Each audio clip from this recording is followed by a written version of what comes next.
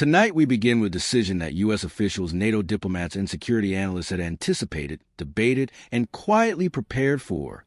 A decision that unfolded not over months, not over years, but in hours. Hours that reframed America's relationship with NATO. Hours that redefined Greenland's strategic future. Hours that forced allies and rivals alike to reassess their next move. What Donald Trump did today crossed a line that European leaders had hoped would never be tested.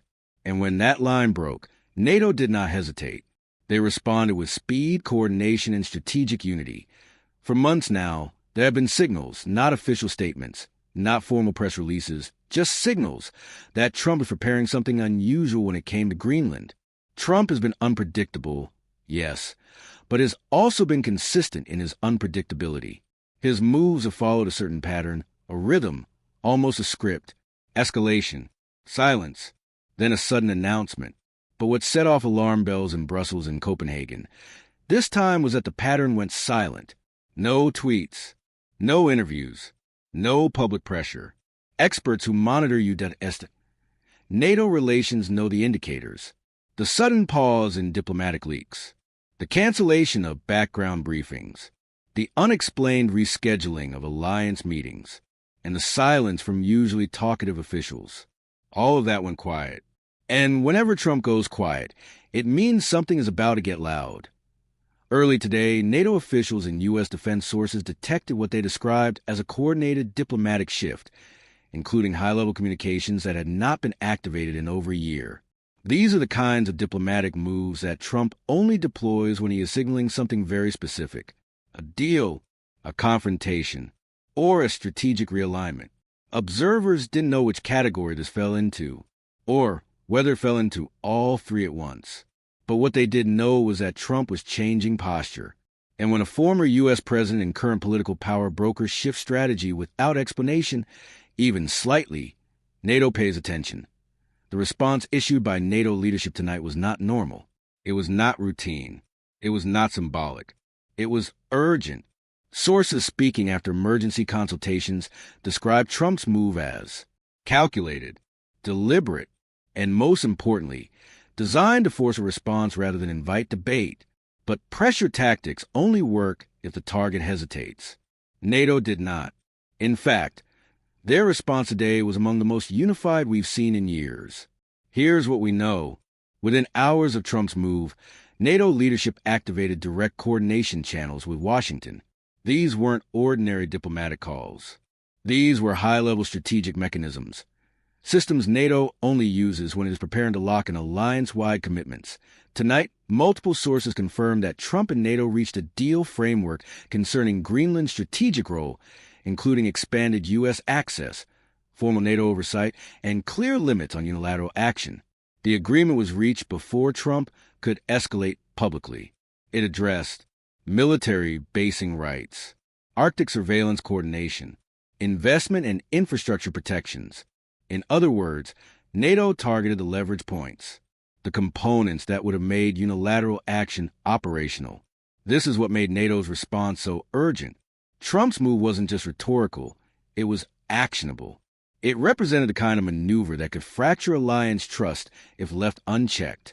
And NATO, understanding that fully, responded with force.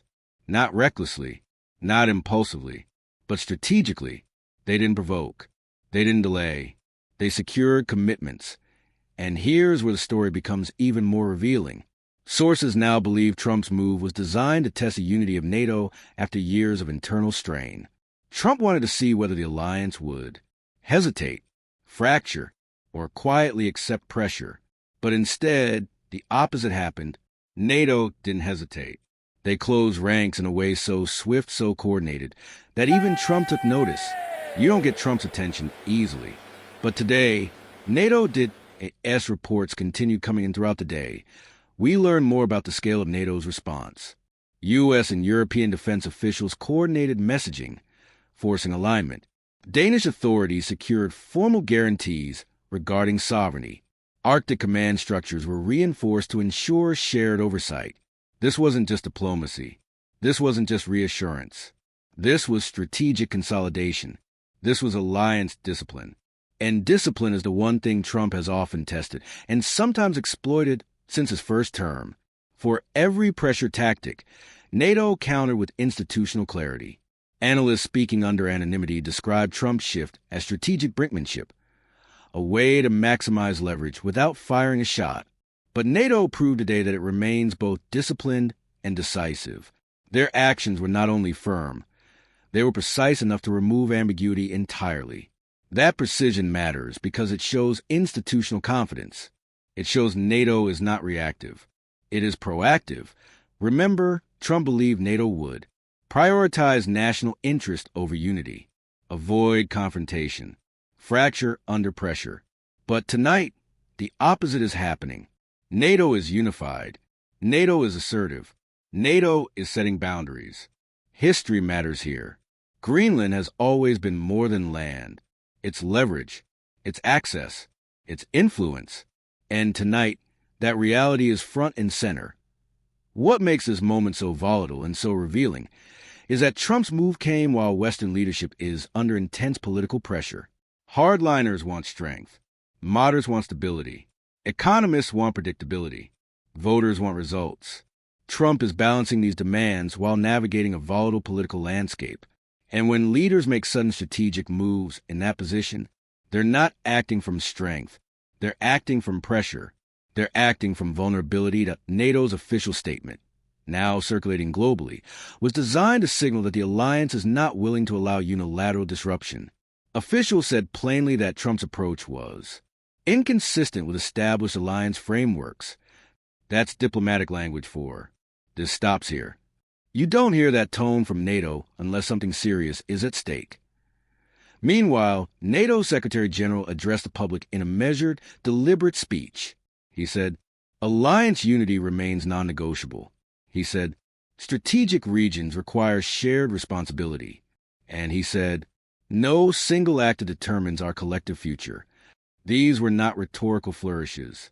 These were lines drawn clearly and intentionally. Here's what makes this more concerning. Trump's move didn't happen in isolation. Along with Greenland negotiations, Arctic military interest increased. Rival powers watched closely. Diplomatic channels lit up globally, all within the same short time frame. When multiple pieces move at once, it means something larger is underway. Analysts are now considering several possibilities. One is that Trump was preparing a long-term Arctic leverage play. Another is that he was attempting to reshape NATO's internal balance. The third and most worrying is that this was a test run for future unilateral moves. But today, NATO took that option off the table. They didn't delay. They didn't deflect. They didn't defer. They acted. What we're watching now is a test of resolve. Trump wants to see how far leverage goes.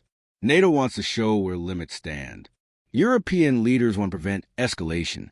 Global rivals want to study the outcome. Everyone is watching. Tonight, sources confirm NATO is now monitoring follow-up actions. They say coordination remains active. They say messaging remains aligned. They say Trump's decision fits into a broader strategy, but one now constrained. NATO is not retreating. In fact, NATO is consolidating. Their response today, calm, firm, unified, sent a message to Trump that boundaries exist. And it sent a message to the world that alliances still matter. As the days go on, more details will emerge about what Trump hoped to achieve. But what we do know is this. NATO's response was timely. It prevented escalation. It preserved unity. It reasserted structure. What happens next depends on what Trump does next. If he adapts, this moment becomes a reset. If he escalates, NATO has in tonight, for the first time in weeks, Trump is quiet. Greenland is quiet. Diplomatic channels are quiet. Too quiet. And when Trump goes quiet, it means he's calculating. Because tonight, he learned something important. Limits exist. Unity matters. And leverage cuts both ways. This story is far from over. But tonight, one thing is clear. NATO held. The deal stands. And the next move will define what comes next. We'll be watching that all